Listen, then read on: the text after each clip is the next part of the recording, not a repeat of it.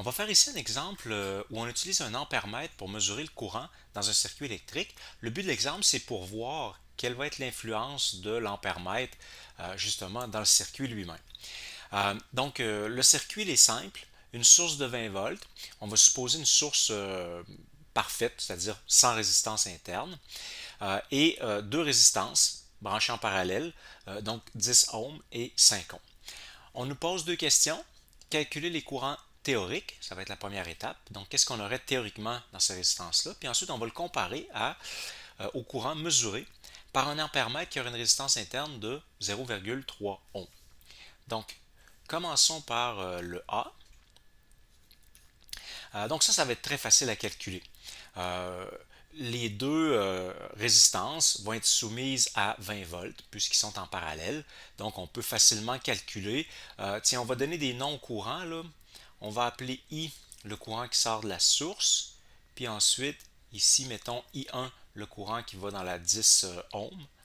Puis I2 pour le courant qui va dans la 5 ohms. Donc en fait, pour calculer les courants, I1 on peut utiliser la loi d'Ohm. Donc, on va faire delta V sur R1. Puis dans ce cas-là, le delta V, ben, c'est en parallèle avec la source, donc c'est 20 volts. Et puis la résistance, c'est 10 ohms. Donc, ça va nous donner 2 ampères pour ce courant-là.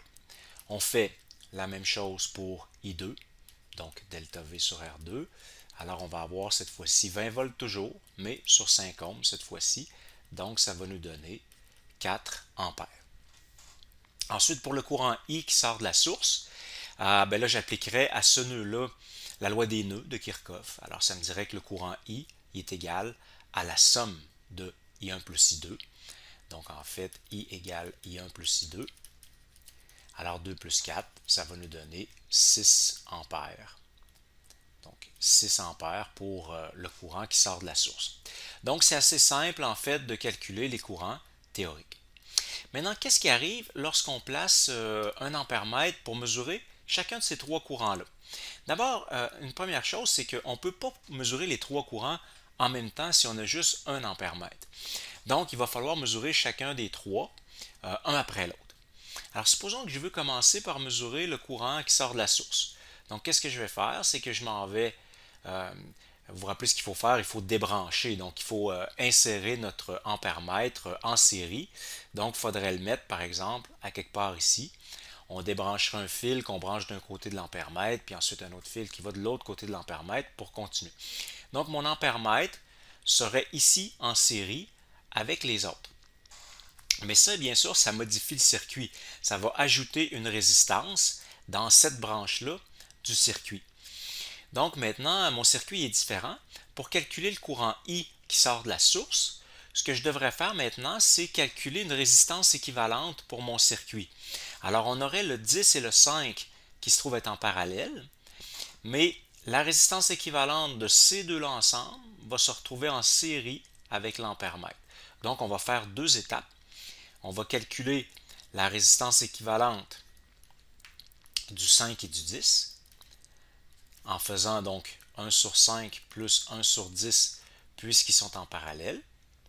Alors, si on calcule ça, on va arriver, voyons, on peut mettre sur 10 tous les deux, ça ferait 2 sur 10 plus 1 sur 10 qui fait 3 sur 10.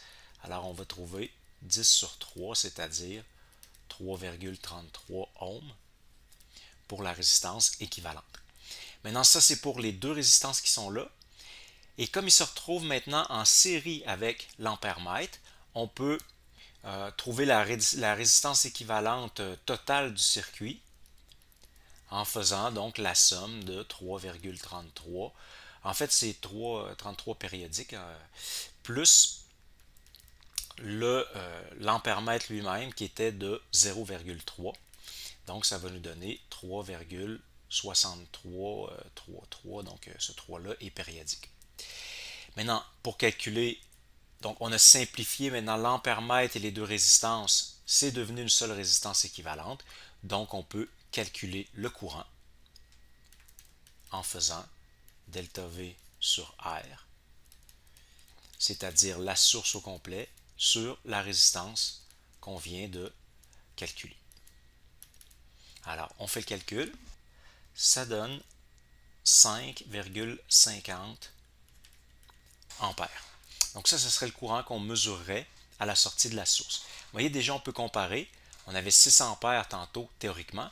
On a 5,5 ampères. Donc, ça veut dire qu'on va mesurer un demi-ampère de moins. Donc, ça va vraiment influencer le circuit.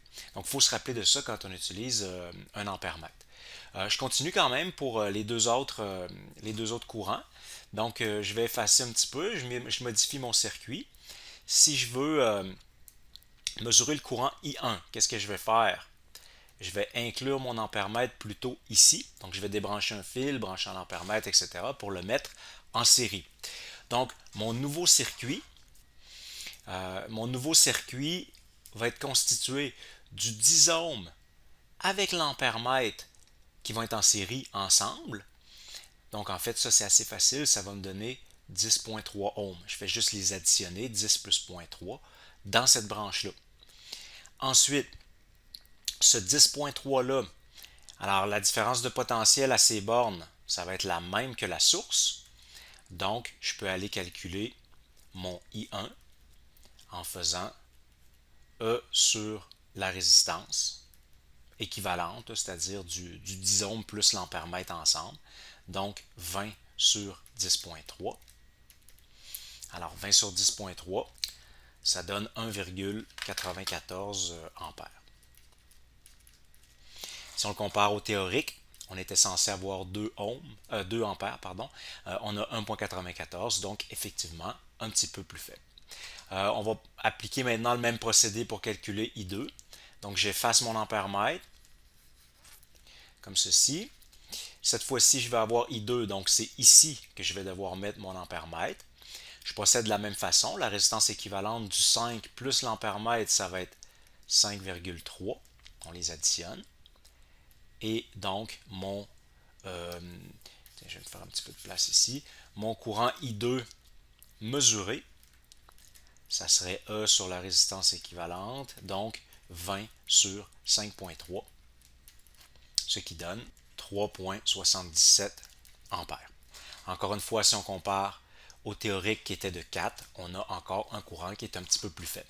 Alors, vous voyez, le fait d'utiliser l'ampèremètre dans chacune des branches du circuit, ça nous a donné des courants qui étaient toujours un petit peu plus faibles, 1,94, 3,77, puis tantôt on avait 5,50. Remarquez que si j'applique la loi de Kirchhoff, si je fais I égale I1 plus I2, ben, la somme de 1,94 plus 3,77, ça ne donne pas 5,50. Donc, si on fait la somme des deux, là, ici, ça va donner 5,71. Donc, c'est pas la même chose qu'ici. Et la raison de ça, c'est que la loi de Kirchhoff ne s'applique pas en réalité, parce que dans les trois cas qu'on a ici, là, là et là, c'est pas le même circuit parce qu'on a déplacé l'ampèremètre à chaque fois, il n'était pas au même endroit. Donc en fait, ce qu'on a, c'est trois circuits différents. Donc on ne peut pas additionner ces deux courants-là ensemble pour donner celui-là.